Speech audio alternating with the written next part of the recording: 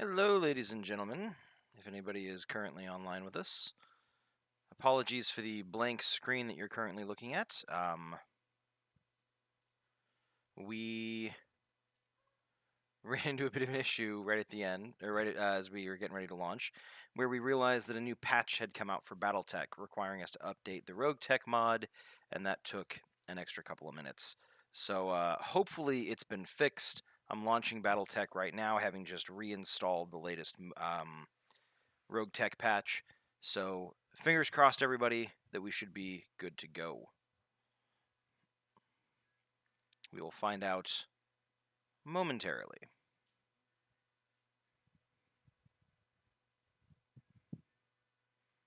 My dashboard is saying that I'm offline everywhere, and yet I'm pretty sure that I am not. Yeah, I'm pretty sure I'm good. I mean, if you wanted to check, that'd be great, but no obligation.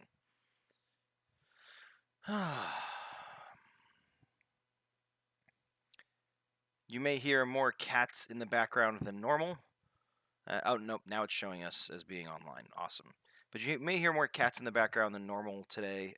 We've brought in a new fuzzy feline family member, and he is still acclimating, settling in. So every once in a while, he decides he wants to go on one of his little cat freakouts and run around. So apologies if that happens. But we're just waiting for these loading bars to finish up so that hopefully we will be ready to go momentarily. This is, I think, a good sign, the fact that these loading bars are happening. So, hooray. But in the meantime, let's talk a little bit about what we had happen in the last episode and what we had happen in between the last episode and this episode. So, last episode we tried a mission. It was a one skull mission as our very first mission, and it ended up being pretty rough. We got trounced pretty bad by a clan mech that ended up being involved. So I spoke with my players, and we decided that it was best to kind of call that a training operation, or like a training simulation, for the purposes of kind of demonstrating the threat of the new clan mechs, because in the canon of the game, I think it's 3050, the year 3050 for Roguetech, and the clan invasion has only just kind of started to really get into full swing. So, you know, kind of a good sobering moment for the pilots to see this clan mech come in and just kind of like mop the floor with everybody. A little bit maybe over the top, I don't know that the clan mechs were that much better than Inner Sphere mechs, but maybe they were. Regardless, it worked well. We tweaked some of the settings for the game. You may notice that we've got all the same pilots. However, due to the random generation of mechs, we don't have the same mech loadout. So we're going to kind of fudge that one just a little bit. It's kind of one of the growing pains / learning moments for this kind of endeavor that we're doing here. So, yeah. We're calling that a last mission a training mission. If you didn't watch it, please check out our YouTube channel. You can see it there. The video might still be up on our Twitch channel. I don't know, but it was a pretty rough mission, especially right at the end. But yeah, so in the actual RPG aspect of the game, our pilots kind of got together and chatted a little bit about the situation following that simulation. Succubus and Glitch specifically kind of bonded. Succubus kind of acting sort of a mentor role for Glitch for a moment. And yeah, so we're sticking with the same pilot list. For this one, obviously the mech loadout is going to be a little bit different, like I mentioned. But behind the scenes, we also had some of our crew members kind of getting up to some different stuff. One of the mech techs, name of Xander, actually stumbled across a stowaway on the ship and brought it up to the security chief named Bex. So they kind of ended up trying to hunt down the stowaway, and one of the engineers on board the Argo, Valentina, she ended up coming across the stowaway and apprehending him. And that's kind of where we left off right before this mission gets launched. So kind of an interesting cliffhanger there. We'll have to see how that pans out when we get into the next scene after this mission wraps up. So yeah, that's kind of where we're at as far as the RP storyline goes. This apologies for the loading bar being a little bit on the slow side, but it's just kind of the nature of trying to download a fairly complex mod at the last minute. So apologies for that, but thank you for bearing with me. In the meantime, let's talk a little bit about the new mechs we've got. So the explanation for the last mission is that we did a training simulation in our training simulators, which are, I don't believe, up and running yet in this particular campaign. So I'm kind of running with the explanation that they were able to get them up and working for the purposes of one mission simulation, but because of the fact that they're not fully functional, they weren't able to like customize the mech lance according to what we actually have as far as hardware goes. So again, kind of hand waving it, kind of fudging it a little bit, but that's what we're going with. So the new mech list that we've got, we have a trebuchet. I think it's the Katyushka, I think, variant. It's a kind of what some folks might call a hero variant of the trebuchet. It's got some LRM-20s. It's got 2 LRM-20s, in fact, and that's about it. But one of those LRM-20s, I believe, is a double plus or a triple plus, increasing its accuracy, its damage, and its evasion ignore. So it'll be really good at pinning down some of those lighter, faster mechs that can be somewhat problematic, especially in the early game. But it's purely indirect fire, so it's going to be kind of hanging out in the background in the meantime, or for most missions. And then we've got a Centurion, Centurion 9A, I think. So it doesn't have the ultra autocannon, it has a regular autocannon. Otherwise, pretty similar to the Centurion from the last mission. We've got an Enforcer that has some decent armor, has some decent weapons. It's a good kind of all-rounder mech. Kind of takes the place of the... what's the term I'm looking for? Hold on a moment. Kind of takes the place of the...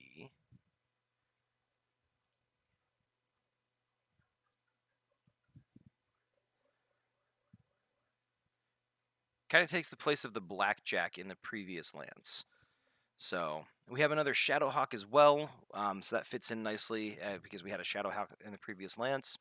This Shadowhawk is statted out a little bit differently. It actually has a little bit more emphasis on melee, and it's got a Streak SRM-6, a few machine guns, and a medium laser. So it's a lot of close range stuff, but its armor is not quite maxed out, but pretty well maxed out, meaning that it should be able to survive getting in close because it's got decent movement, and then hopefully it'll be able to punch some stuff. So that's the idea there. We also have I already mentioned the Enforcer. We've got a Firestarter. He's relatively fast. He's going to be kind of the spotter for the team. He's got a couple machine guns, a couple medium lasers, and a tag. He is mostly there to harass harass medium mechs, hunt down small mechs like himself, and spot for the trebuchet. And we also have one more light mech, and that light mech is... Oh no, I take that back. We ended up with 4 medium mechs, which was kind of a surprise. So yeah, we've got a trebuchet, we've got the Shadowhawk, we've got the Centurion, and we've got the Enforcer. That's right. So, and hopefully we're getting close to being done with this loading bar. If we have any pilots in the audience, please make sure you sound off. Always good to know which one of you is able to join us so that I can chat.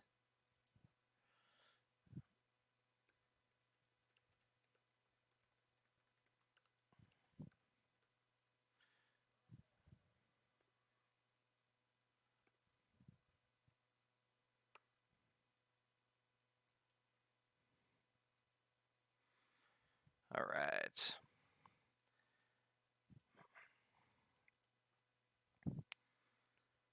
Oh. What I should have is jaunty music and a catchy little image or animation or something like that on the screen, but sadly I'm not that skilled at this kind of thing just yet, so you're going to have to deal with, you know, a little list of the different mechs that are in the mech variants that are in the game, and me chatting kind of inanely. So if you have questions, feel free to let me know, and hopefully we'll be getting ready to kick off here in a moment.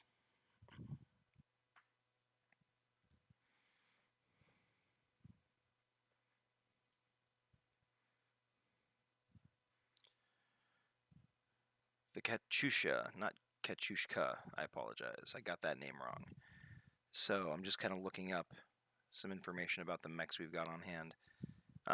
So yeah, like I said, yeah, LRM 20+++. It's got the Artemis ammo for additional accuracy. It's got a TTS for additional accuracy for direct fire, and it's got another targeting system that gives me additional accuracy for indirect fire. It's got case in both the left and right torso where my ammo is housed. So if I suffer an ammo explosion, I'm not completely hosed.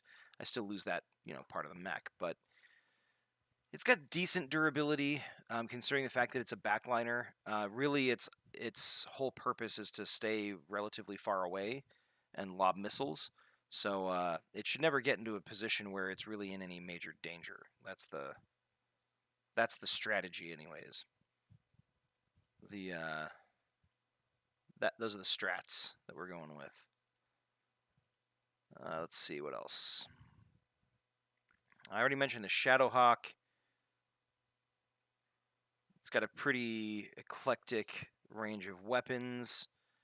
The Centurion, like I mentioned before, has AC-10, 2 medium lasers in the center torso, and it's got a Streak SRM-4, so that it'll be able to contribute even when we've got little annoying little fast mechs. Should be able to still kind of land a hit or two, because the Streak SRMs give it +2 accuracy and +2 evasion ignore, and it's rocking SRM Artemis ammo, so it's got an additional point of accuracy for the missiles on that. So it'll be very difficult for smaller mechs to hide from that guy. Actually, now that I mention it, the Shadowhawk is running some SRS Artemis ammo as well, and it's got a Streak SRM-6 and a Streak SRM-2. So it's got 8 missiles per turn, basically, that are going to benefit from all that extra accuracy. Enforcer, aha, there we go, finally. So, moment of truth, folks. Let's see if this is going to work. Fingers crossed. I really hope this works. It'd make my life a lot easier. And would not be nearly as kind of embarrassing as showing up on the internet going, yeah, let's stream, and then not being able to stream. So, here's hoping that goes well. I'm hearing music. So the game hasn't frozen, hopefully. Although the loading wheel is suddenly paused. There we go. It's advanced to the next part of the loading screen.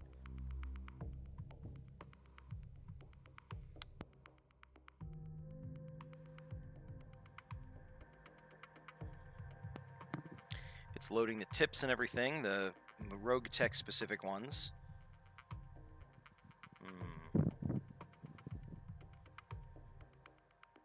Strength / difficulty of contracts spawned is set by the strength / cost of your 4 most expensive mechs readied, including their gear. The mech bay orders them by value, so these should be the mechs in your first 4 slots. Interesting. I did not realize that. I don't know if that's a new thing for the Roguetech patch, or if that's the way it's always worked and it's just kind of been behind the scenes. That's the first time I've seen it spelled out so concisely. So that's kind of cool. Aha! We have one of our pilots online. Let's see. So Lou here is the player for Bex, who is the security chief on board, and is also Also, the pilot's GV, one of the pilots that is not on the mission today. So it'll be interesting to hear GV's take on the whole thing. Lou, how are you tonight? All right, so as you can see, we've got a couple things we need to do just for the sake of house cleaning.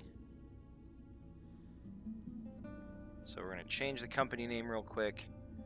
We're going to grab the logo. There we go. Nice fancy K. We're going to change up the color scheme on our mechs real quick. Ooh. Huh.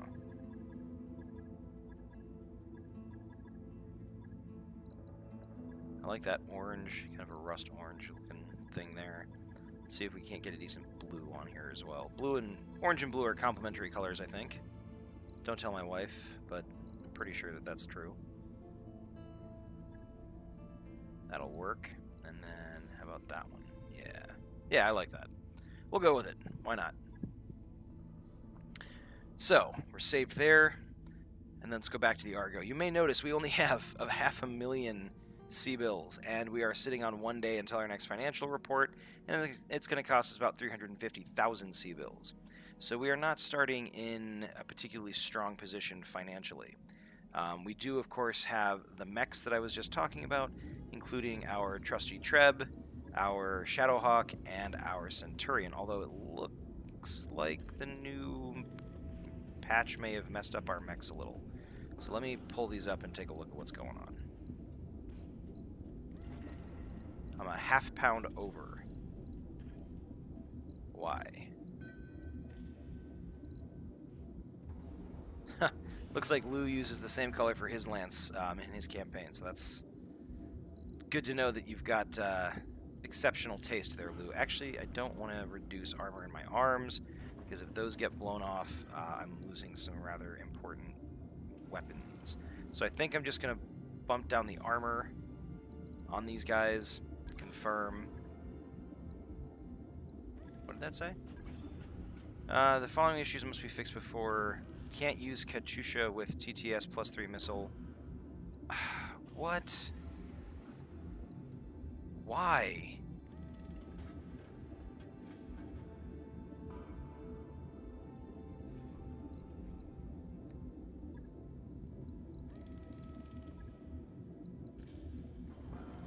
Why am I not able to use those things at the same time? That does not make sense to me.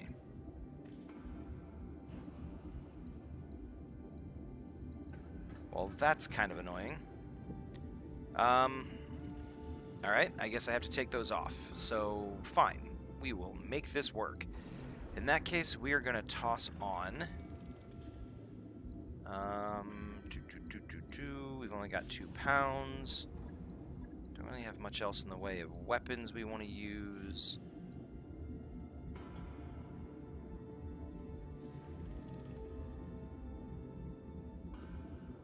And enables using Artemis 4 ammo. Hold on, so can we use this one? Can I? Wait, hold on. Not enough free slots. That doesn't make sense to me. It's only 2 slots, so why do we not have... Okay, so we can put it there. So that seems like it works. Alright, so let's go ahead and rock that. Now, we're going to end up jumping past our first financial report as a result of having to make these changes. So that's kind of a pain, but it's just the way life works. So I'll have to figure out why we can't use our those particular upgrades with that mech. So it looks like we're a half, or like a marginal point short here. There we go. There's that. What do we got? Can't use Streak System and Artemis SRM together.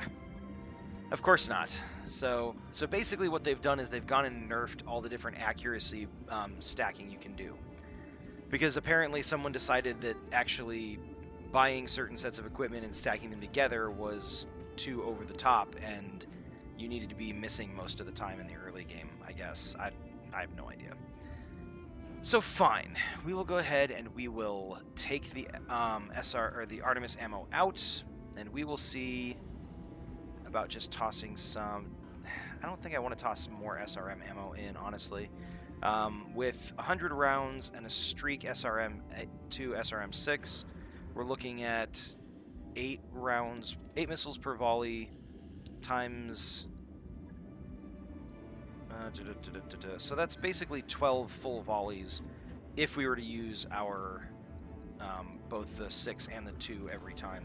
So I think I'll stick with that. I don't think I need any more ammo for it, for the SRMs, I should say.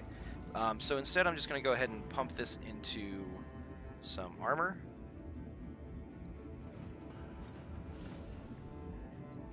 Matter of fact, I think I'm going to take some stuff out of...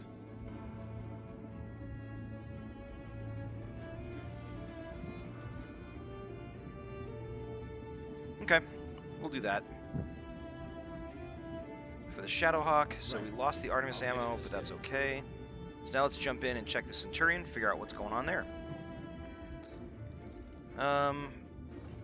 Same thing as before, can't use the Artemis ammo, so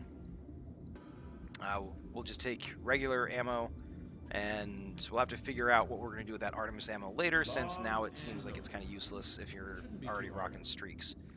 So let's take the opportunity to pass some time. We had already determined, looks like we've got some war explanations, like how the different wars in the galaxy are going, but that's fine. So our current funds are down to 148,000. That's fine. Just going to accept that. We've already decided that we're not taking the Centurion on this next mission, so we only have to wait until the Shadowhawk is ready to roll. Alright, there we go. So, hello Kai, how are you? Thank you for joining us. As you can see, we're just doing a little bit of house cleaning. We had to update the mod a little bit, which required a little bit of finagling. So, waiting on you, Commander. And their skills didn't save. I'm glad I checked this. So, if I remember correctly, I actually have a list of the different skills up for everybody. So, for Succubus, who is going out on this mission, we have Gunnery 3, we have Piloting 4, we have Guts 5, and Tactics of 3, so that's good there. And then we also have Glitch going out on this mission. If I remember correctly, Glitch had just straight across the board 4s and everything. So there we go there. Warrior training complete. Let's see. Phantom was the other guy that was going on this one. He has Tactics 5, so he's going to jump in the Treb here in a little bit. Gunnery 4 and 3 for Piloting and Guts. Training complete. And then the other person going on this mission is Decker, who has Gunnery 5, Piloting 3, Guts 4, Tactics 3. Training so there we go. Commander. All right. We are now, finally, ready to rock and roll. So, we've got a few different missions that we can take. We got Stubborn Surrender here, 302,000 C-bills if we went for max pay, or for 4 salvage picks and 16 random, which is actually a ton of salvage, especially in a battle type mission. But we need to be more worried about cash right now. So, I think what we're going to do, because these battle missions can actually be really rough, and we don't want our mechs to be out of the fight for too terribly long, I'm actually going to jump down here to the manufacturing facility. We have to capture a base. We've discovered that the planetary government reactivated an old manufacturing facility in this system. To maintain the balance of power, St. Ives Compact needs to capture the facility. You'll make a surgical strike, occupy the base, and hold it until St. Ivian forces can arrive to take control. And Darius adds, they haven't told us what precisely the facility is producing, but given the strength of enemy forces on the ground, it's something worth protecting. So I think we're going to go this one. We can get a fair amount of money and still get a little bit of salvage out of it, so I think that'll work well. We don't really want to go for picking up actual mechs just yet anyways, because picking up mechs means we're paying more money per month, and refitting mechs that you've salvaged from the battlefield is expensive and time-consuming. So for right now, we're going to focus on the money. We'll pick up a few components. I think for this one, I'm just going to go max cash. Hopefully, because it's a half skull capture base, it won't be terribly difficult. So let's go with the full money, minimal salvage. We'll focus on salvage later. We're just going to kind of start building up some of our extra components and stuff like that we have laying around, so that when we get a new mech chassis, we actually have stuff to put on it. So that's the idea. So we're going to accept it, and we had already determined that Decker, Phantom, Succubus, and Glitch are coming on this mission. Now, Succubus had actually made a play, and so she's being assigned the Shadowhawk. That was kind of her mech of choice. Decker opted to rock, I want to say it was the Fire Starter. He's going to act as the spotter. And then it's between the Enforcer and the Trebuchet are the last two. The Trebuchet is going to Phantom because he's got the highest tactics to help with that indirect fire. And Glitch is going to get kind of the all-around mech, the Enforcer. And I forgot to mention the Enforcer is rocking an AC2. Has a damage bonus, which is nice. It's got some AC2 ammo, 25 rounds of it, so should be able to fire for the majority of a mission with no problem. Got 3 small lasers for mid-range combat and 3 medium lasers for mid-range combat and 2 small lasers for close range. And hello to everybody who's joined us. We're just getting ready to kick off the mission, and then we will go from there. So, let's deploy. It is a half skull mission. We've got 1 full chevron for the lance rating, so we'll just have to see how we can do with this. So there was the platform we're using for the RP elements for the game is called Storium, and it lets you as the narrator introduce challenges for the players. And so one of the things that I've done is I've set up the challenges in such a way that when a mech pilot goes in and they complete a challenge... Sorry, thank you, Kai, very much for that vote of confidence. I will definitely be trying to not kill the pilots. Hopefully we don't run into any clan mechs that change that plan. We'll see what happens. But so I threw some challenges out as the narrator for the RP story for the pilots to basically come into this mission either kind of in the right mindset to come in and do their thing without being distracted or being thrown off their game or whatever. And all of our pilots kind of passed that particular challenge. So everybody should be kind of solid, ready to go, focused, eyes on the prize, and we'll just have to see how everything turns out. Another thing I did is I tossed a challenge in there for the crew side of the character pool. So people who are working on the ships, they're mech techs, they're medics, they're people like that. So not people who get in onto the front lines directly.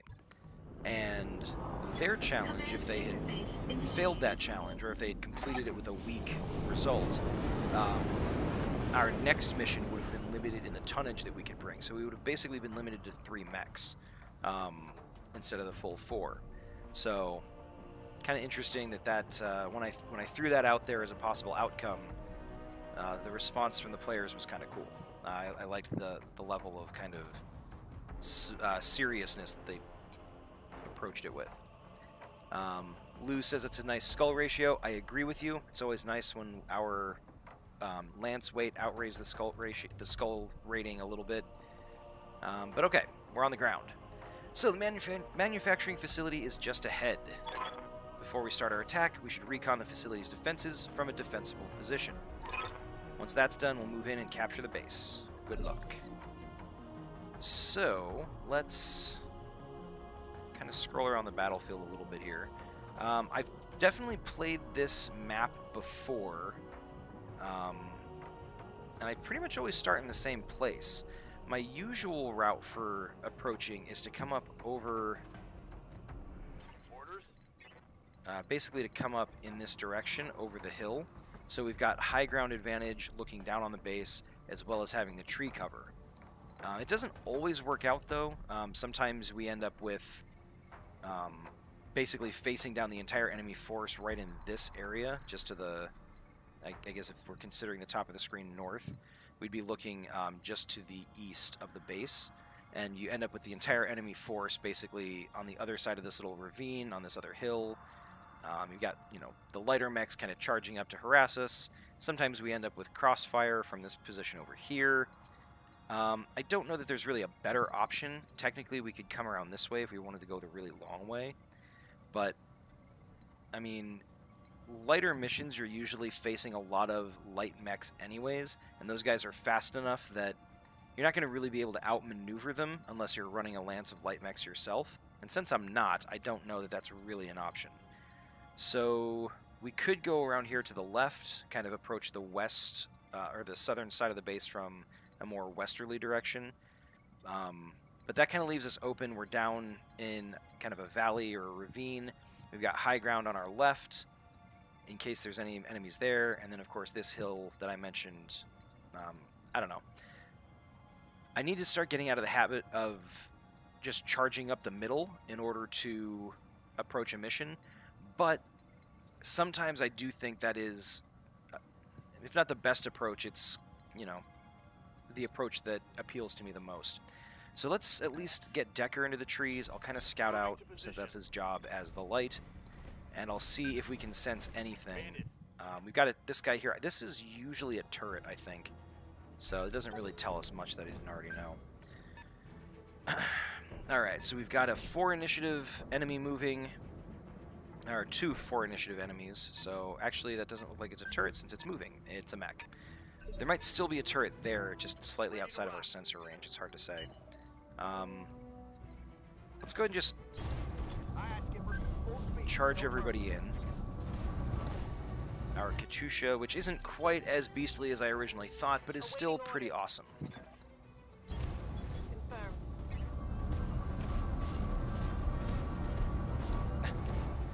So, Lou's pilot GV, who is watching safely from the very cushy viewing bay on the Argo, is kind of backseat commandering, and he just chimed in saying that when we get eyes on the base, they'll call reinforcements, which is pretty accurate based on my experience with the game. So let's see here. I think I'm gonna do something a little bit different with Decker. I'm gonna bring him way far out over here to this left flank. And see if I can't circle him around this way to come at this mech, kind of sandwich him in between. I'm going to go ahead and... He's going to have the forest cover. I want him to sprint so he's got more evasion. It'll be harder to hit. And actually that found yet another enemy up on top of this rise to my left, like I mentioned before. So, good to know.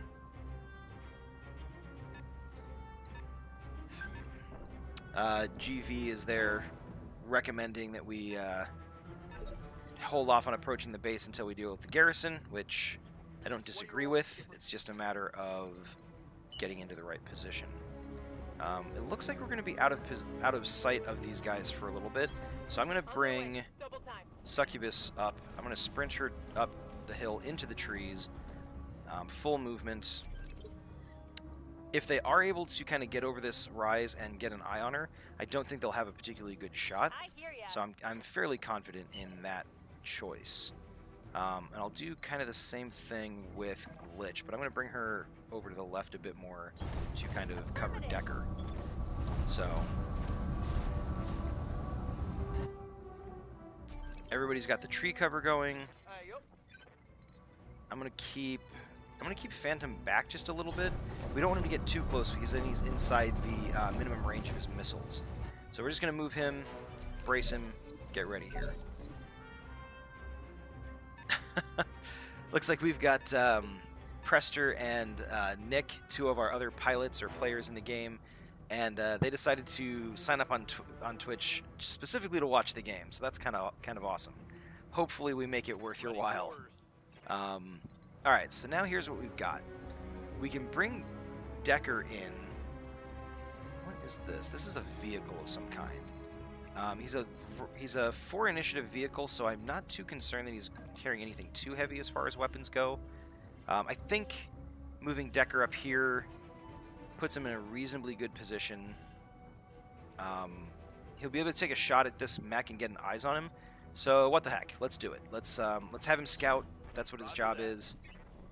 And we can either brace him if we're worried about him taking some damage, or we can take a shot at this Panther that is basically just kind of sitting here. He's braced, yeah, but I mean, those aren't bad shots, especially with the tag. So let's go ahead and take that. Let's take a shot. What the heck? Of course, both lasers missed. We hit him with some machine guns. We got him with the tag, so we should be able to hopefully hit him a little bit more easily. And this guy is rocking some kind of cannon, Ultra AC5. So that thing I said about him probably not rocking too heavy a weapon, turns out I was wrong. Decker took a little bit of a smack in the left leg. Luckily, he's got that cover, so hopefully it won't be too bad. This guy's already moved, and he's a vehicle. So let's get Succubus up in here. See if she can't take this vehicle out. We are going to not fire these machine guns. We will fire our medium laser and our SRMs, although this guy has a ton of armor. Holy cow. Huh.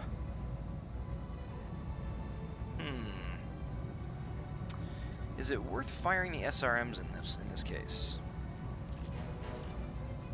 Let's take off the Streak SRM too. I don't know that that's really worthwhile.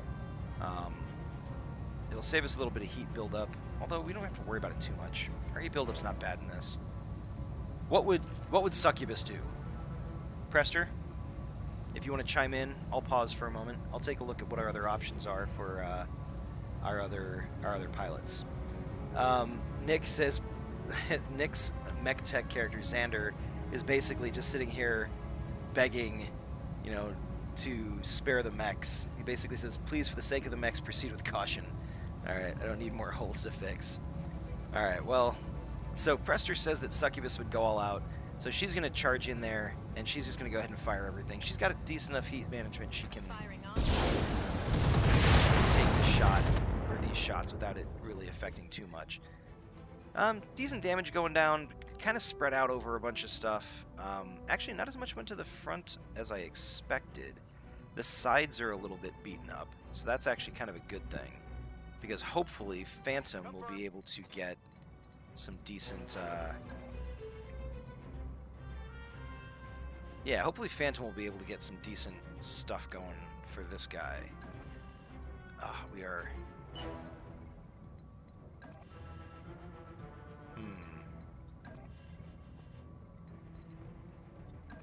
We can't quite get within ideal range for the long-range missiles, or the LRMs, but we still have decent chances to hit here. So let's go ahead and bring him up. Alternatively, we could have him fire at the AC5 tank that's way over here, and his chances to hit are even better here. And low armor, we actually might be able to take this guy out. So I think Phantom is going to go for the weaker target, and we're going to go for this guy.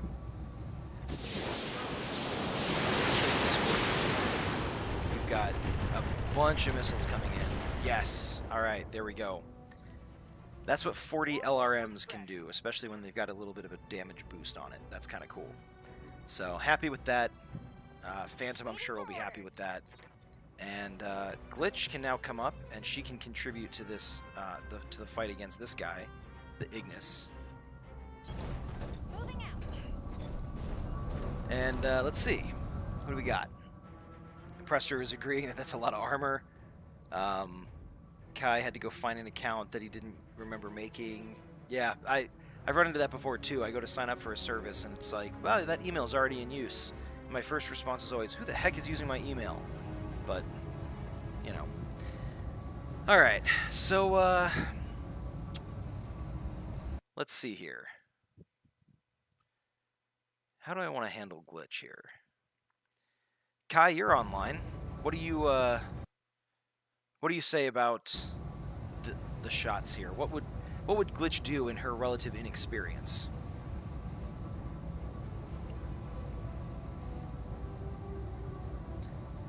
Yeah, Lou's pilot GV is pointing out that physical attacks are better against tanks, and Succubus, who is the resident Solaris gladiator, should be a fan of that. She shouldn't have any problems getting in there and mixing it up in melee. Whether or not she'll get the chance, I don't know, because, you know, we could go a couple different routes with this. Depending on what Kai says as far as glitch's approach. Alright, so Kai says that after that simulation, Glitch wouldn't fire all of her lasers to keep an eye on her heat. So I think what we can do is have her cut back on using the small lasers that have a really low chance to hit anyways because of the effective range.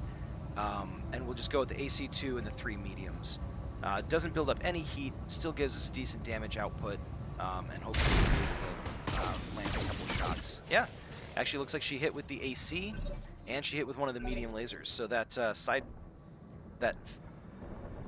not really side torso, but that, let's see. I guess the left flank on the Ignis is a little bit messed up.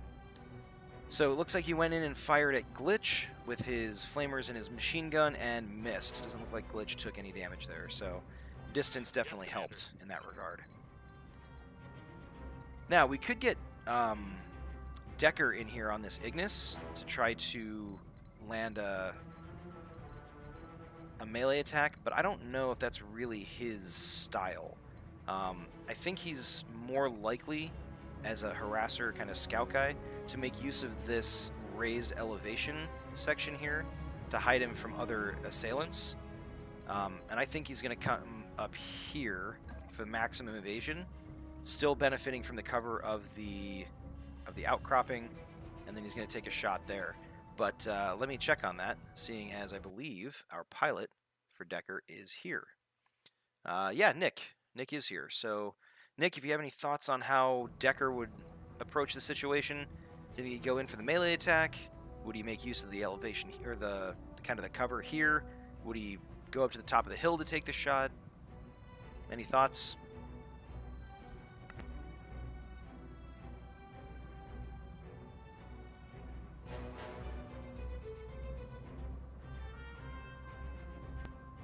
Alright, so Decker would use the terrain.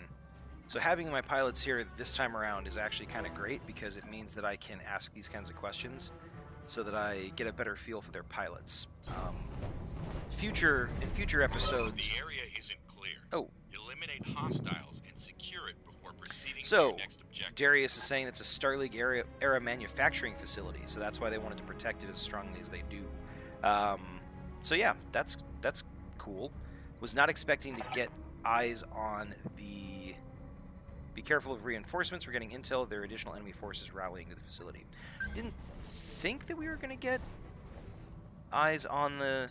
I guess that makes sense from there. Oh well. We knew there were going to be reinforcements coming in anyways, so... Let's go ahead and take the opportunity to take some shots. It's the wrong flank. Oh, that's okay. Still tag it, maybe. Yep. So we got the tag in. Weaken some armor on the other side, so we'll be able to take it out a little bit more easily, hopefully. We've got another vehicle on the other side of this terrain. Doesn't look like it's going to be able to do much, although this Panther is coming in with a melee attack? What is going on here? And he hits. Wow. Pretty serious damage to the left arm on the fire starter. I'm a little bit shocked by that, to be completely honest. I was not expecting that in the slightest. So, Succubus, I think we know what Succubus is going to do here. I mean, she's gonna run up here and she's going to basically try to stomp on this tank. She's doing 97 melee damage. She's got the arc welders that are doing an extra 15 each. This is going to reduce her heat. She's got a great chance to hit in melee. Although I will be completely honest, and I'm just letting Prester know right up front that my melee luck in this game is absolute garbage. So if I miss an 82% melee attack multiple times in a mission, don't be surprised. But we're going to go for it. She should be able to flatten the thing if she hits. All right, yes. We're starting off with a good open. So getting in there and just absolutely obliterating that tank. So next, Glitch can actually get in behind this guy with her weapons, which is awesome.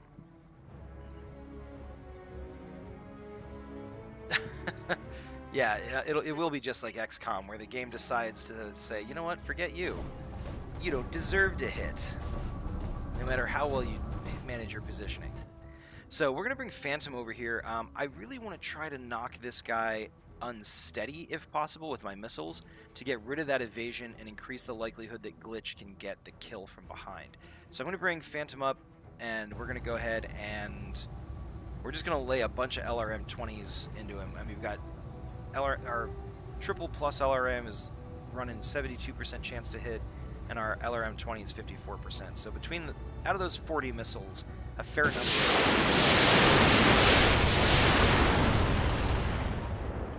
Okay. Kind of surprised more of them didn't hit and reduces stability, but I mean, I guess that's not the worst that could happen. So let's go ahead and bring Glitch in here. Not a great chance to hit.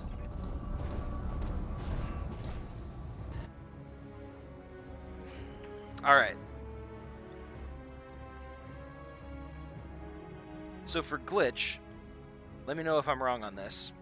For Glitch, I'm going to say she's going to go by the textbook. She's going to cycle her ballistic weapon off so that the recoil is reduced, but she's going to go ahead and add the lasers back in to account for it.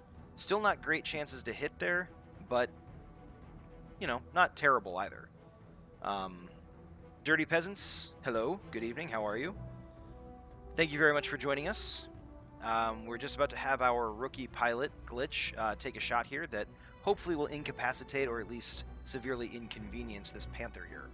So, all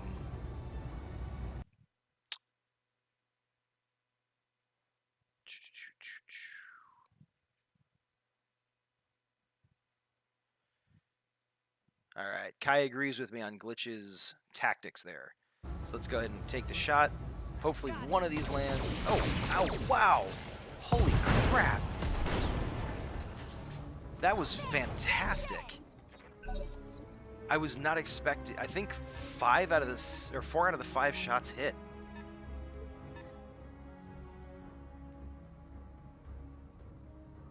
Dirty Peasants, yeah, we are actually doing, instead of doing the stock stuff, we are doing a, basically my own monstrosities. I'm a big fan of Battletech, and I know that there are some pretty diehard folks out there who think that, you know, certain mechs, certain variants should only have like 1 or 2 different loadouts that you can choose between. I tend to load them out based on my playstyle. That's just me. So hopefully that's okay. Appreciate you coming and checking out the game. Feel free to chime in and let me know what you think about stuff as we go through. But yeah, round of applause for Glitch all around. That was fantastic. And I'm actually not entirely sure what happened there. I know we took out a side torso. It's possible that he was running an extra large engine, so that when we took out the side torso, we also took out his engine, and that incapacitated the mech. I forgot to check, to be completely honest. I kind of figured he was just a standard stock build. Oh, peasants. Okay, good to know. Like I said, I don't give anybody a hard time if they do have like that kind of really canon-centric mindset when it comes to Battletech. It's just not me, so I try to give that heads up whenever possible. Now, this is an interesting position. Decker could come around here with the fire starter to scout out this tank. The tank is already moved. so we basically be bringing him around, but I don't know that any of our other mechs would get a shot on the guy, and I think that's kind of an unnecessary risk to be taking with Decker. So instead, I'm going to bring Decker around... I think I'm going to bring Decker up.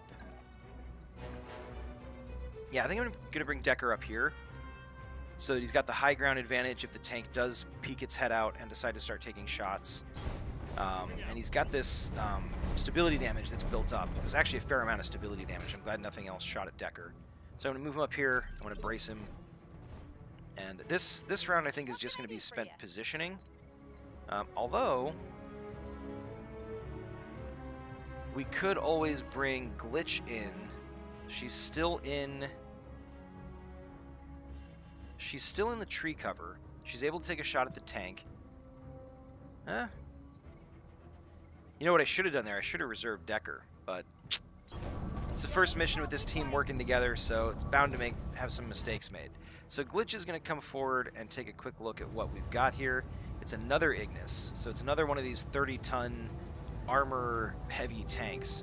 Light on the weapons, but they can still be dangerous in their own regards. Got it. All right, still running with the lasers there, just because the AC ammo, it wouldn't have added much to the damage on this guy if it had even hit. So better to hope that next turn it'll have less evasion, or it'll have a tag from Decker, and then we can go ahead and hit it without a refire penalty, increasing the likelihood that it'll hit. So that's the plan anyways. Dirty Peasants, yeah, for the purpose of this RP campaign, since it was going to be a public one, and I've got actual players kind of running these pilots, I figured customizing them early would help them stand out a bit. But normally I kind of do the same thing. I see where my pilots go, and then I start to develop out their skill sets usually. So, Ready to rock. all right. So let's see. We could always bring Phantom over here to get some missiles down on this particular on this Ignis. So let's go ahead and ran that, or let's go ahead and run that. Might as well put the missiles down. He's got tons of them. He'll be able to fire another 12 volleys at this rate.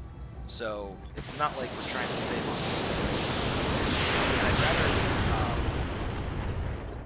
actually, that was decent damage. A lot of those hit. This side is... Hold on a second. I gotta rotate my camera to figure out which side is which with the tanks. I always end up messing this up.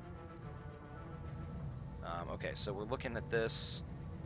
Sadly, it's the far side flank, or far side hull on this tank that's the weakest. So that's kind of a bummer. But that's okay. We'll still be able to punch through this, I think. Yes, Commander. So let's see. Can Succubus get in here and actually take a shot at this guy? I don't think she can. Not unless she were to sprint, and even then, no such luck.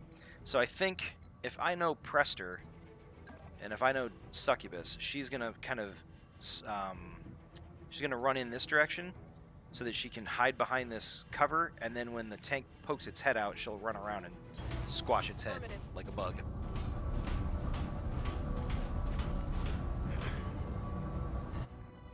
So there we go. That's the end of that. And now the Ignis is going to go. And it's just charging straight in, which is bold. Let's put it that way. Alright. Fair amount of heat buildup from those vehicle flamers on the Enforcer, but it's not terrible. It could have been a lot worse. Let's get Decker in here, see if we can't, yeah. Decker has an opportunity to get in real close and take a shot with his various weapons at kind of optimal range. Nick's saying we should reserve. Alright. We'll reserve Decker. I still think Decker's going to go first, though, in this particular case. He's got that tag. So if he runs in there, he tags the tank. Even if his other attacks miss and he doesn't kill the thing, he's going to increase the likelihood that other people are going to hit. So let's go ahead and run that. Decker's a military man. He's more than willing to get in there in the middle of the action. So let's go ahead and order him down here. have him take these shots. Got some good shots all around there. The tag landed. Now, I get the feeling that we're looking at a stomp from Old Lady Succubus here. And then Prester just confirmed that. So we're going to have her go in on the, looks like the right flank, because it has the lowest armor. It's only by 2 points, but, you know, still got to take every advantage you can get.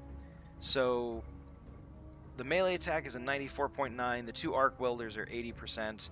Most likely this tank is done and dusted, but RNG, you know, we'll see what happens. So, kaboom. Excellent. And she completely missed the 2 sides. She stomped the turret instead. So I guess that works. Alright, so the garrison objective is done. We managed to take out the garrison units. So now we're going to start moving towards the base itself. And I'm going to take it slow, because I want to dissipate heat for glitch. My cat, my new cat is freaking out a little bit. So sorry about all the noise there, folks. But pretty good overall. Now granted, it's only half skull mission. We were dealing with, you know, 3 vehicles and a light mech, so nothing too heavy there. But a couple of those vehicles had a ton of armor, so kind of nice to see that that worked well. Now in this particular case, we've got reinforcements coming in, and I'm actually not sure entirely where they're at. Generally speaking, they come from this like far northwestern side of the map. They kind of come in down this road. So I'm gonna reserve Decker here and see if we can get some of them coming into sensor range, just so we can get an idea as to what we might be working with. So Decker kind of showing some of his experience there, kind of pausing, not rushing headlong into the fight. And let's do it again. Roger that.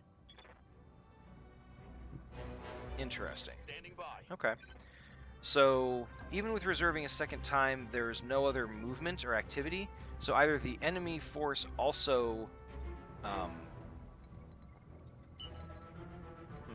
The enemy force might have also reserved. It's hard to say.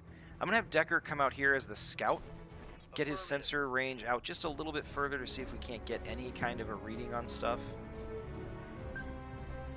Okay, so there's at least 2 enemy units. It might just be 2. It might be a partial lance. We don't know. So let's go ahead and bring Decker out there. We're done with his turn. And then it looks like it's the rest of our turn now. So let's just... We're going to keep Phantom kind of higher up on this elevation to kind of offset any distance penalties that he might be dealing with. So he's going to start climbing this hill. Aye, aye. Glitch. The enemy's far enough away, I think... Or sorry, this is Succubus, I apologize. I don't know, Prester, what do you think? Would Succubus go running down this road to try to deal with the enemy head-on, even though the rest of the lance is way in the back? Or would she kind of follow along the rest of the lance here? Let me know. In the meantime, I'm going to move Glitch, because I think Glitch will stay in formation. She's more likely to stay in formation than Succubus is. So the Enforcer, being a little bit heavier of a mech, is going to run in front of Decker here in the fire starter, hoping to take some of the damage.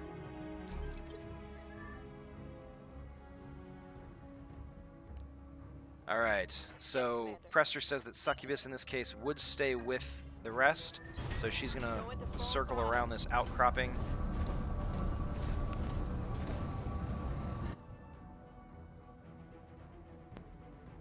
Sorry about that, folks. Cat going a little bit crazy. And Lou's crew member, Bex, is pretty thrilled with Succubus going out there and stomping some tanks. Apparently Bex put some money on that and is looking to collect. So, alright. I'm pretty sure Nick would agree with me that this is a reserve situation. So we're going to go ahead and reserve him, let the rest of these guys move, and then we'll move Decker in, and we'll move in the rest to kind of get an idea as to what we're dealing with. 3 more vehicles and another mech. So, okay. Let's see. We've got a Pegasus. I wasn't able to click on it quickly enough to figure out what it's packing. And a Locust. All right. So the Locust isn't the most threatening mech in existence, but they're fast enough that they can actually be kind of a pain in the butt. So let's... What are our jump jets going to get us? Ooh. Alright. So, I know Decker is in a light mech, but if his jump jets are going to let us jump all the way up here, I kind of feel like we should take advantage of that fact. So here's what I'm going to do. I'm going to jump Decker up here to this little hill. Get an eye on everything that's going on. I'm going to go ahead and use Vigilance to reduce the amount of damage he's going to take. It's going to halve the damage he takes. He's got the 4 evasion, got rid of his stability damage that he took for jumping. So hopefully this will end up not being a terrible decision. We've got pretty crappy chances to hit up there with the Scimitar, but he's an LRM 15 plus. That's what he's running. So we'll probably have Phantom focus on him first, because that indirect fire isn't the most dire emergency, but it just makes everything a little bit harder to deal with, because it can dish out stability damage and everything like that. So let's go ahead and... Do we want to try to tag this guy? Maybe that's what we do. If we tag him, it's easier for Phantom to hit him. Alternatively, the Locust, the chances to hit the Locust are just too poor. And he's braced. Like, he's only going to take half damage anyways. I don't think it's worth it.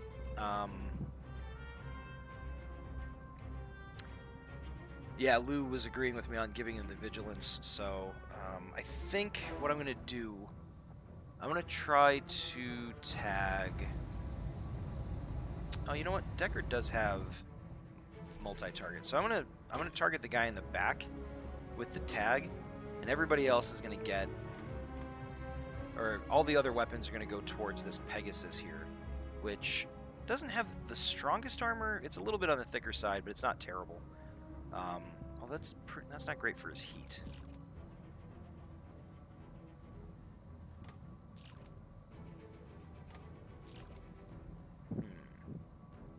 You know what? Let's go for it. He's got a bunch of ammo. Let's do it. Splitting fire. All right, so the tag on the Scimitar hit. That's awesome. And then we got some damage on the Pegasus. Cool. Confirm. So let's start off... Yeah, let's start off with Phantom going after this Scimitar in the back. Even at this long range, because of the height, or the elevation bonus, and because of the tag, he's actually rocking a pretty good chance to hit. Plus the accuracy on the weapon and everything like that. So the weapon accuracy basically negates the range, the height negates the terrain penalty, the side attack negates the move penalty. Interesting that it doesn't actually list the tag as being one of the modifiers, but that's fine. It's a good chance. We're gonna go ahead and take a shot. Let's rock it.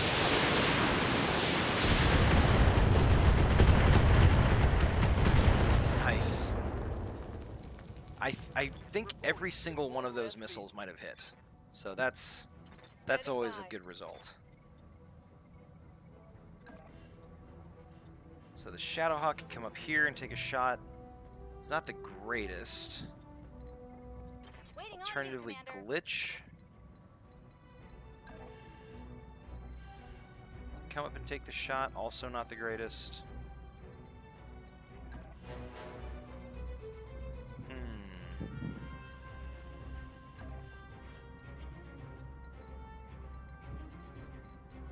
Awaiting orders. In this particular scenario, I think Glitch is less likely to kind of run in. I think she's more likely to kind of try to keep her distance. She's firing a decent chances to hit here with her medium weapons. Lou's pilot GV is a big fan of the scout style light mechs, so he's really looking forward to working with Phantom, I guess, with his fairly impressive array of missiles. So I'm going to have Glitch come in and take a shot. Relatively low chance to hit with the AC-2, but not impossible. Medium lasers are looking pretty good. So, nice. Nice. Once again, Glitch with the Commander? very impressive accuracy going on there.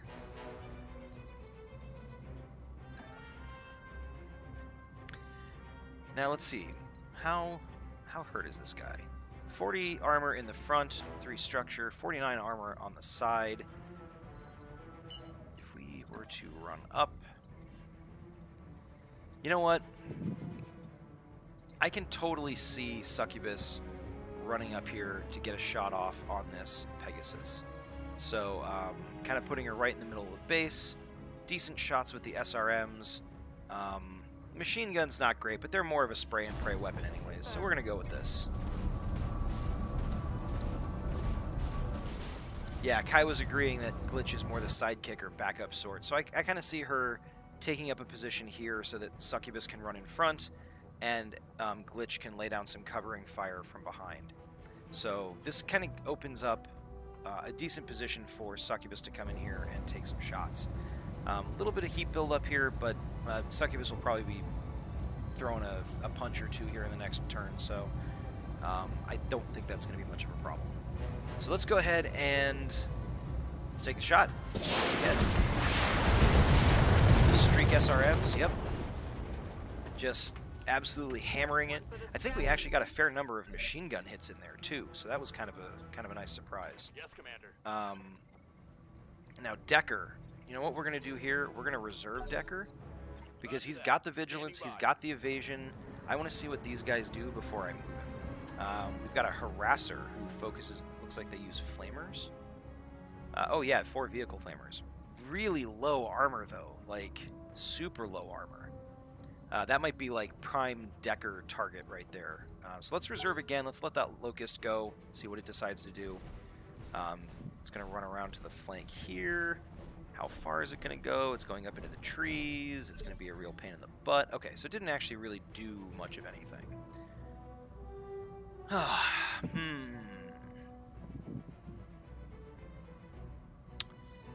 So based on what I know of our Lance, everybody is kind of cool, calm, level-headed, ready to take the mission on. So I don't think anybody's going to go off half-cocked. I think what we're going to probably have is Decker probably do a jump to here.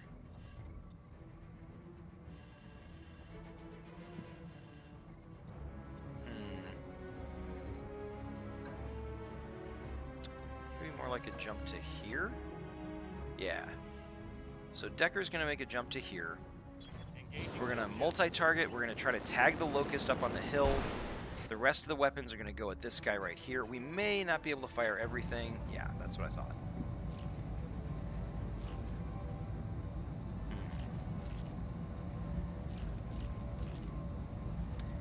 Better to fire 1 medium laser, or is it better to fire 2 machine guns? Because that's 16, 16, that's 32 total damage. But only if they hit, but more likely there's going to be some hits as opposed to 1 miss. Really don't want to take the overheat chance. That's just a little bit too dangerous. So yeah, apparently GV is back on the ship, really kind of just hoping that he gets to be Phantom's sidekick. So, the tag chance on this Locust is terrible. Just terrible. But it's not 0, so it's worth taking. I think we're going to go with the machine guns in this particular case. Again, we don't want to overheat. We don't want to risk an ammo explosion. As it is, if this guy survives, he's going to be able to rock some decent heat right back into our faces. So let's just go with this. See what we get. Nice. The tag hits. Decker's... he's a great shot with that tag. I like that a lot. I'm a fan. The machine guns hit this guy.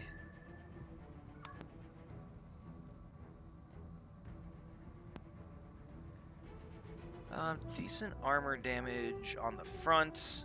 A little bit of splash damage elsewhere. So, alright. Let's see about Succubus getting over here and stomping on this thing. Because I think that's what she would do. She seems like the type. So she's going to come get right up in this thing's face, and she's going to try to stomp on it. Only a 77% chance to hit. That's right in my, you know, miss every time wheelhouse. So we'll see what happens. Let's see how you like this. And survey says... there it is. So a little bit of a miss, but we did manage to land one of the... what's the word I'm looking for? One of the arc welder shots on the front. So puts him well within a medium laser kill shot. So we'll see what happens.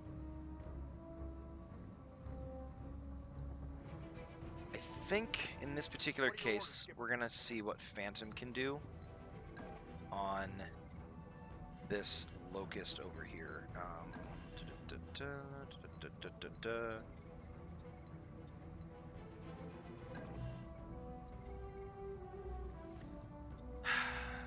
Not great shots from Phantom.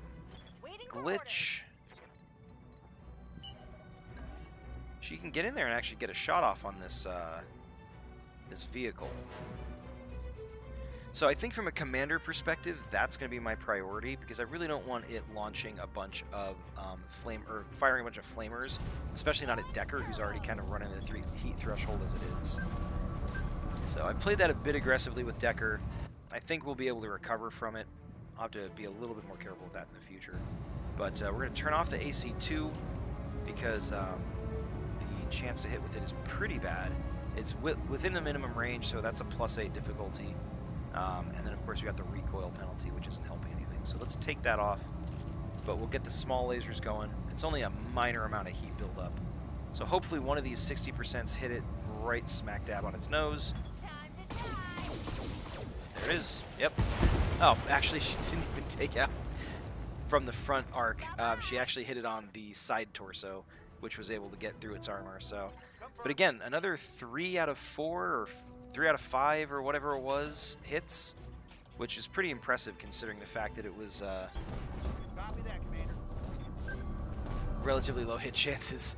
My cat is just going absolutely bonkers over here. I apologize for that. Something I think I might do. How much resolve? I have 10% resolve. It's going to cost 10 resolve. If I do that, it's going to take me to 0. Do I want to... No, I don't think I do. I was going to consider doing an offensive push to knock the Locust back one step in the initiative. It would put him into the level 3, but, I mean, then only Decker would get to move before him. I don't think that's worth it. He'll move next, and then we'll have all of our mechs get to go anyways. So I think it is 6 and 1/2 a dozen of another if we were to do that. Only we'd be spending resolve if we did it that way. So let's save the resolve. We'll take the shot with all the missiles. Fair number of them are hitting. Got a exposed left torso there, or excuse me, exposed right torso. His leg is almost open. His arm is almost open. So his right side is pretty messed up. He's going to take some shots at... Took some shots at Phantom. Looks like everything missed, though. A couple of medium lasers. Ready for No real luck as far as that goes. So let's get Decker up here. Actually, you know what? I'm gonna reserve that. I'm gonna reserve it because the Locust is already tagged. Just coined the flame. Sorry.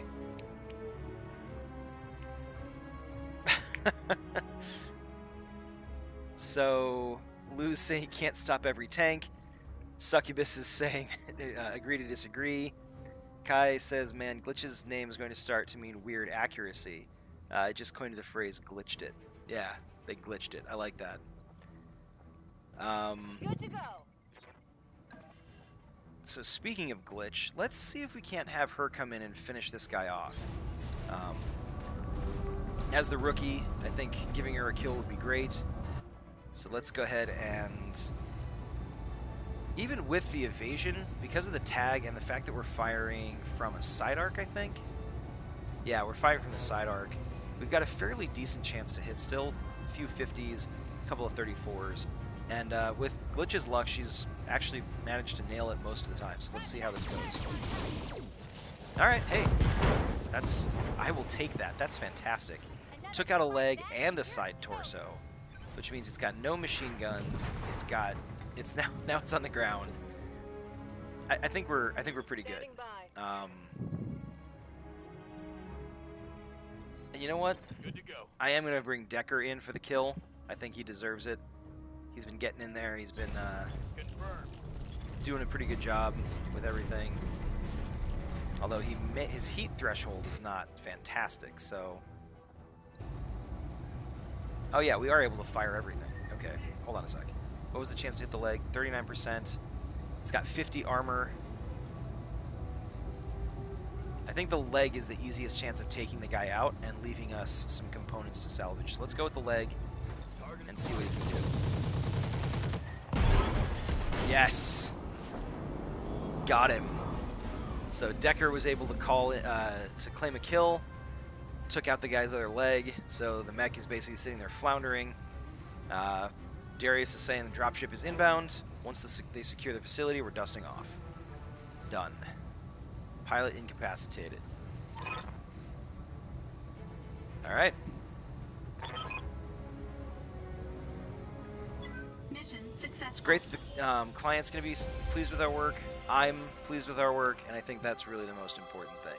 So, pretty smooth mission. I will say that for this particular mission, I decided to change the settings for the enemy strength to be a little bit easier than the normal kind of the standard Roguetech experience, because chatted with the players a little bit, and we decided that playing through and getting the character stories out there was a little bit more important than, you know, proving that I could or couldn't hack it on, you know, Roguetech's hard mode. So I'm not too worried about, you know, the hit to my ego, because the fact of the matter is that Clan Mech in the quote-unquote simulation episode totally stomped us. So this was a much better result.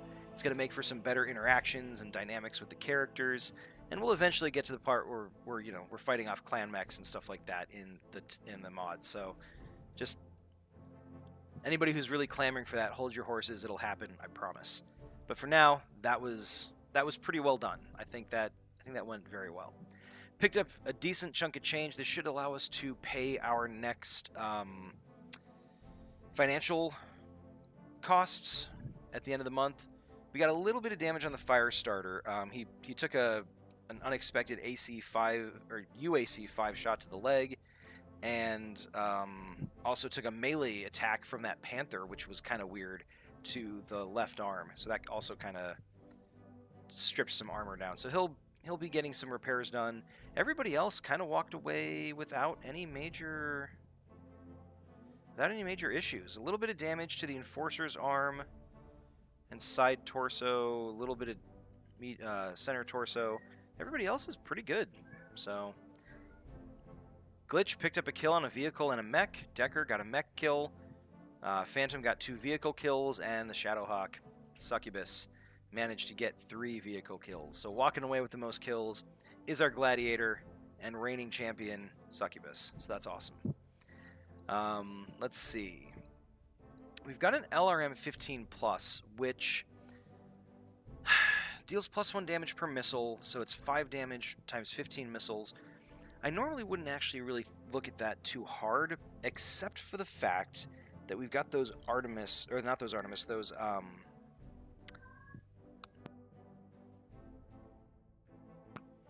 we've got those targeting system upgrades that are actually like +3 accuracy for direct fire missile and indirect fire missiles.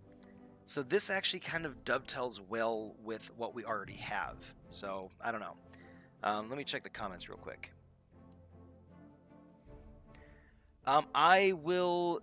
Sure. So, Peasants, I can definitely show you the settings that I'm talking about. I can't show you the ones specifically for this campaign, but I'll do a quick load up of a new campaign and show you which settings I'm talking about for the mod. So, thank you very much to Lou and to Nick and everybody else who is saying that I did a good job. Your support helped kind of carry the day. Your pilots are good at what they do, and I appreciate that.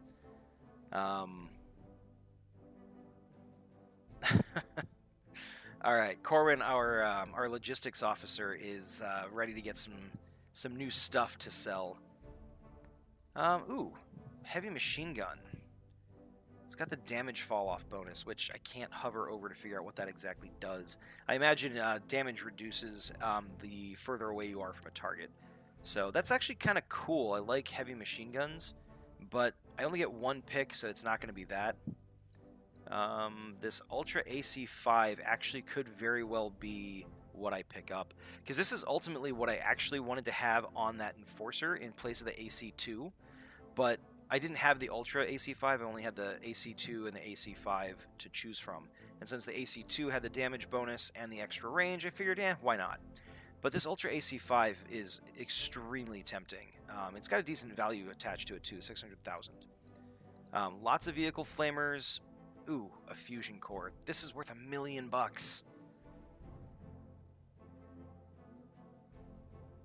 That sucks. I don't know. Oh, okay. Well, on the other hand, I'm pretty sure I know what Succubus's request would be for salvage.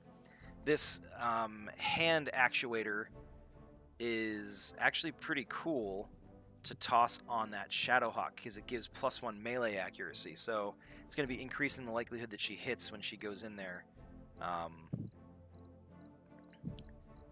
So that's a tough call. Do we go straight money? The fusion core being worth $1 million, resale value is going to be a lot less than that. Obviously, I might be able to pick up, a couple 100,000 C-bills for it, but that basically is 1 month's operating expenses almost. So I mean, if I pick this up, it's basically save for a rainy day fusion core that we sell off in order to keep the lights on. So that's definitely worthwhile. The hand actuator, like I said, is going to be really good, but for one specific mech. I mean, not one specific mech. We could always transfer it around to the other ones. But for right now, it would only be used on the Shadowhawk. It's kind of the same thing with the UAC5. Probably get tossed on the Enforcer. Actually, it might get tossed on the... It might get tossed on the Centurion. Centurion would be able to make pretty decent use out of it as well. Lou says that Succubus took the most kills, so we should give her the hand. But on the other hand, Prester, Succubus's player, is saying that that it's hard to argue with paying the bills, and then followed up with the ACs are no joke.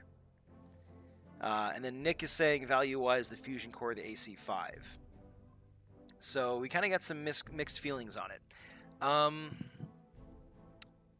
I think at this point in time, the best bet to go for the best salvage to go for with the current situation is going to be the fusion core. Not terribly sexy, I know, but it's like Prester said, it's hard to argue with paying the bills. Now, we will still get 3 additional pieces of salvage. With any luck, the hand or the AC5 will be one of them. It's not particularly likely, considering the fact that we've got all these other random things that we could get, but we'll see what happens. Actually, I didn't realize we actually have 5 pieces of Panther salvage here. That's actually... Considering how big that thing exploded, I wasn't expecting that. Alright. Yeah, that's true. Kai is saying that we'll have a happy quartermaster. So let's go ahead and confirm that. I'm almost speechless.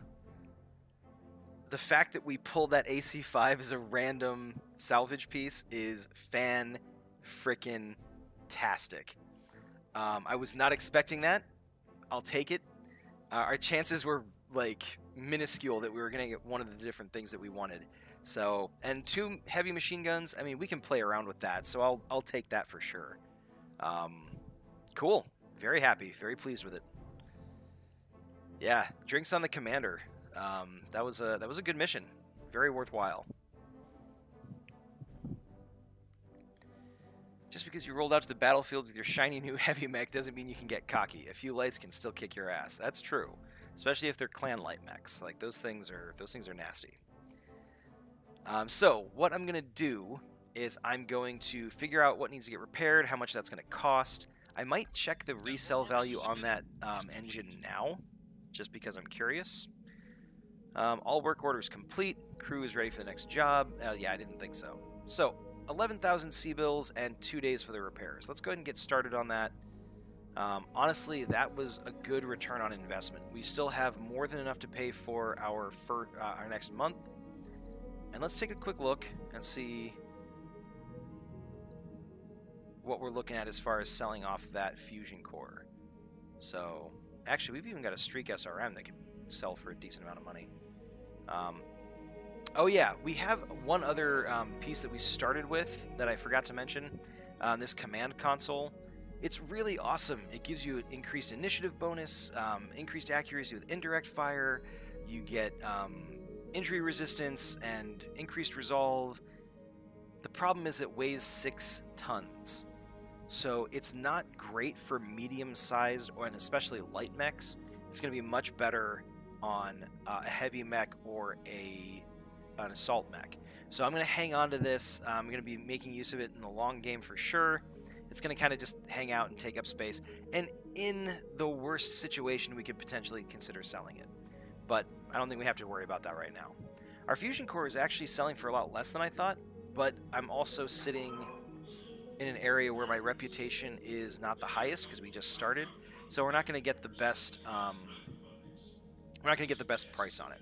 So we won't sell it just yet, but it's good to know kind of how much we're sitting on in like liquidatable, is that a word? Easily liquidated assets, let me put it that way. We've also got our 2 targeting systems that we could sell off for a couple $100,000. So we've got some stuff that we could pawn if we absolutely have to in order to keep things going. But I don't think that's necessary.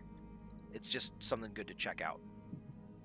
So let's jump to the barracks real quick. I don't think anybody gained enough XP off that to be able to level, but seeing as all these pilots are currently out of commission, we're going to have to start considering who's going to go out on the next mission.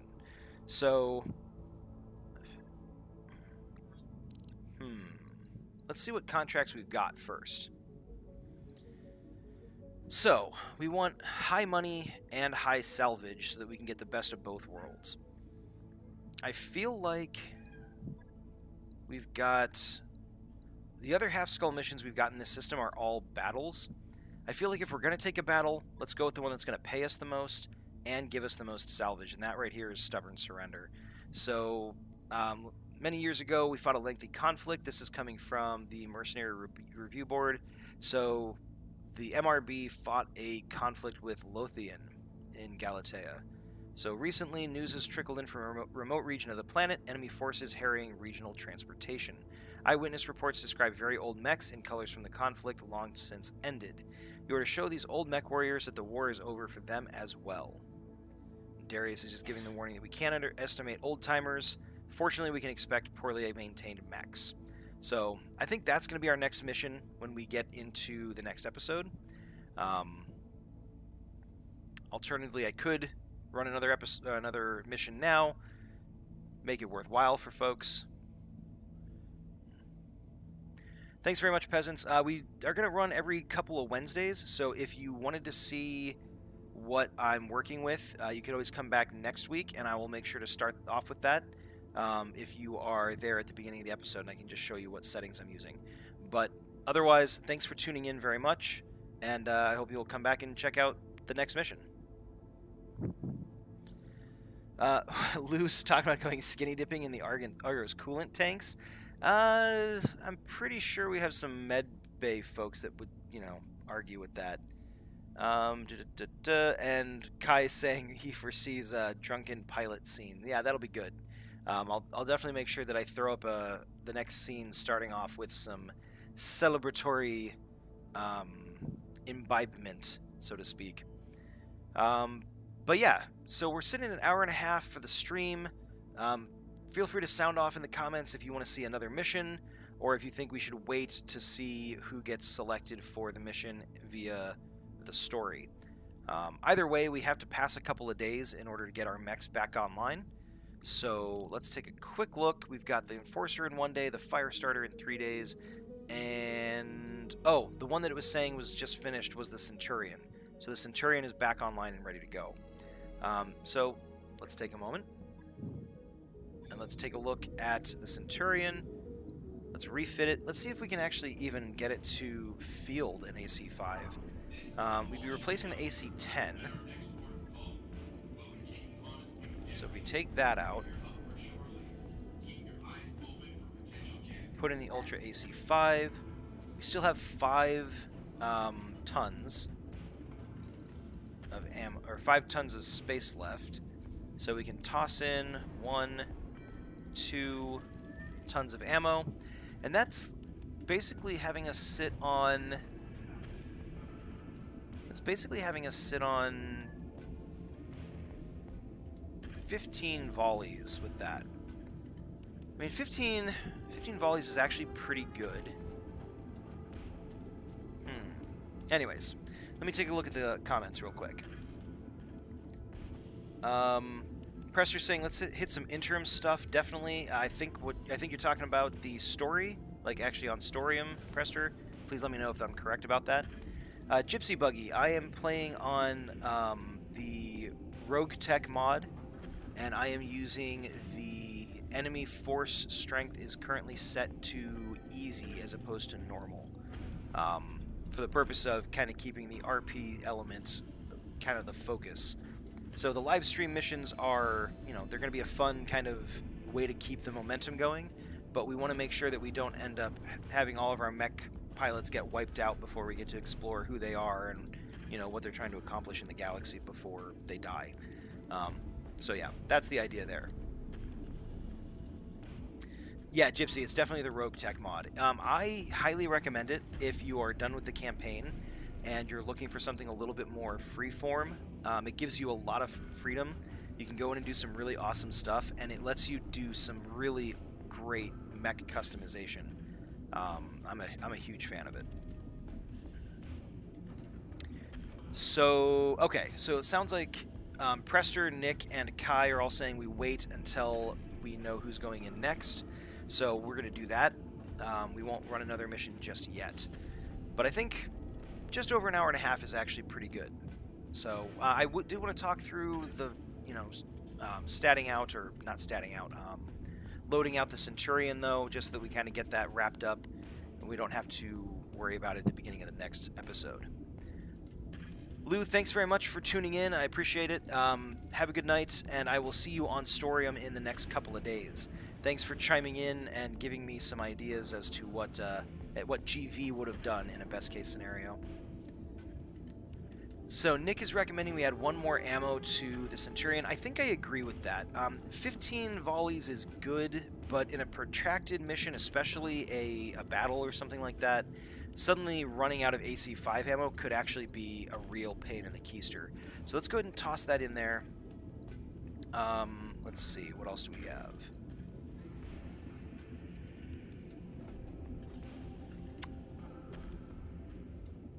I'm super tempted to toss this Streak SRM2 in here as well, to kind of back up our buddy here.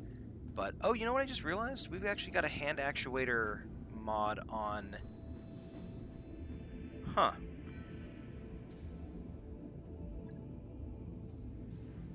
Oh, interesting.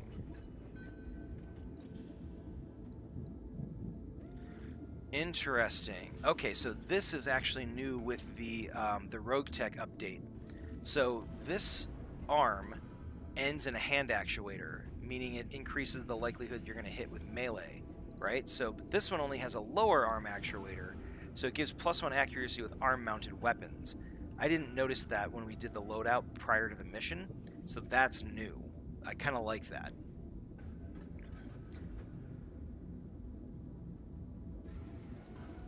Kai, no problem. I totally understand that if you're not a big Battletech fan, this part is like it's like someone talking sports at you when all you want to do is sit there and play video games. So I totally understand.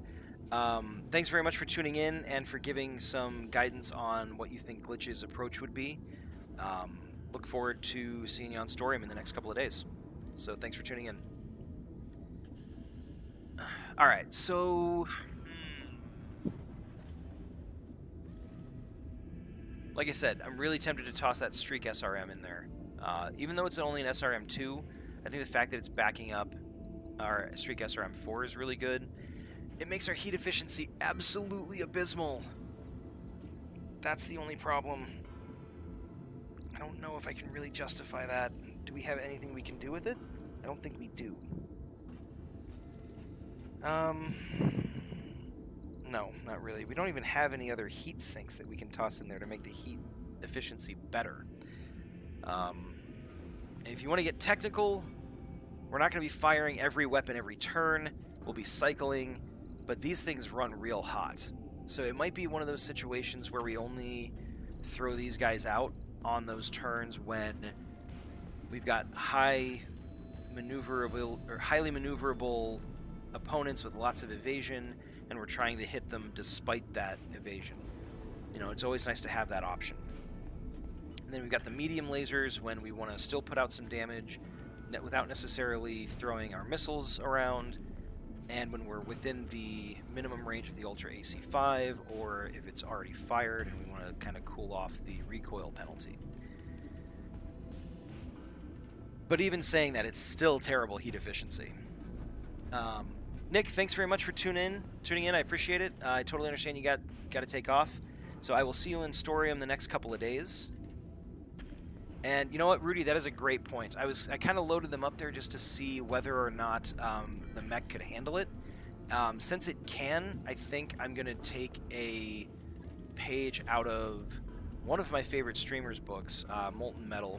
He basically tosses all the ammo into the legs so that if something goes wrong, it blows a leg off, but it typically won't continue through the side torso and destroy the center torso. So I think we'll do that. We've got another half-ton of armor that we can toss on here, so I think that's worthwhile since we just piled all of the explosive bits into the legs. I think topping off the armor on those areas makes the most sense. I don't know. If any of you are particularly Battletech nerdy and want to chime in on this heat efficiency for me, please do. I'm a little bit hesitant to run this. I think taking out this Streak SRM2 is probably for the best, so that it leaves our heat efficiency something to work with. I don't know that those two extra SRMs really make that much of a difference anyways, so I'm not sure. I'm still kind of torn on that. But, actually, hold on. What regular SRMs do I have? Just SRM2s.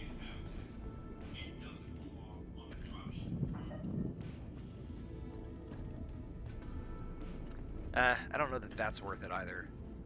I guess technically what I could do is I could throw 3 SRM2s in there, and then I could replace the SRM ammo with the SRM Artemis ammo, but I don't think that really makes up for the Streak accuracy, so I think that's probably not the best bet.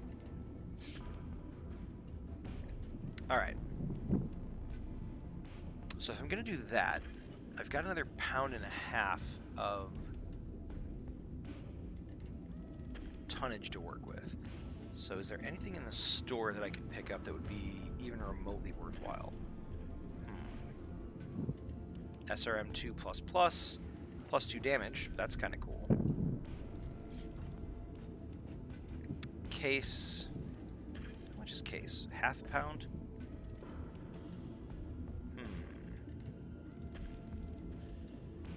Really nothing else that's super exciting running around in here. So, might be worth it to pick up some case, but then, I mean, I'm storing the ammo in the legs anyways, so I don't know that it really makes that much of a difference. So, There aren't as many hard points on this guy as I would like. If there was a good If there had been a good support weapon hanging out in the store, I would have picked that up for the mech, but there isn't. So, here's what we're going to do.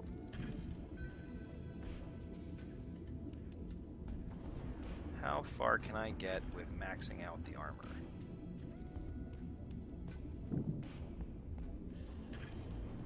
Still a half ton down. How many more? I only got 2 laser hard points, 3 missile hard points.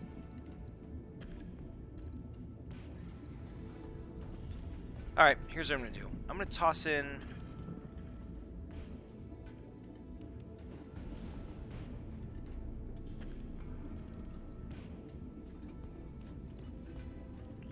I'm going to toss in the extra SRM2 to make up that last pound.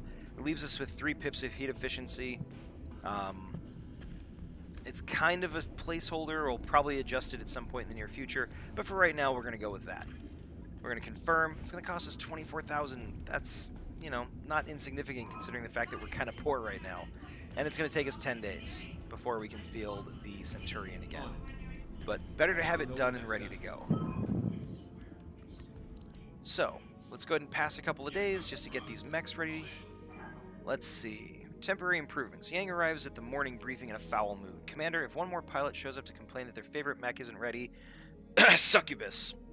I'm going to pitch someone out of an airlock. Darius intervenes. How about we draft some of them to actually help? Might be educational for them and useful for you. Dr. Murad has been deep in thought. The Argo has very powerful systems that are currently offline. If we can get them working, even only temporarily, it might help with the current workload. Let's temporarily hook up the refit harnesses. Alright, Yang is more excited about Dr. Murad's assistant than babysitting some reluctantly drafted mech jockeys. Later that week, Farah checks in with an update. Commander, these Starleague Air systems are amazing but challenging. The refit harnesses are partially working now, maybe for a couple of weeks. Checking some calculations on her ubiquitous datapad, she arches an eyebrow. If you can spare the C-bills, I'd like to spend the time to make this improvement permanent. The work on the power conduits was all the prep we needed to do. I'm ready when you are. The company gains a +2 tech point boost for 14 days. That's great. That's actually going to make it so that the Centurion is ready to go even faster than I originally thought. Well,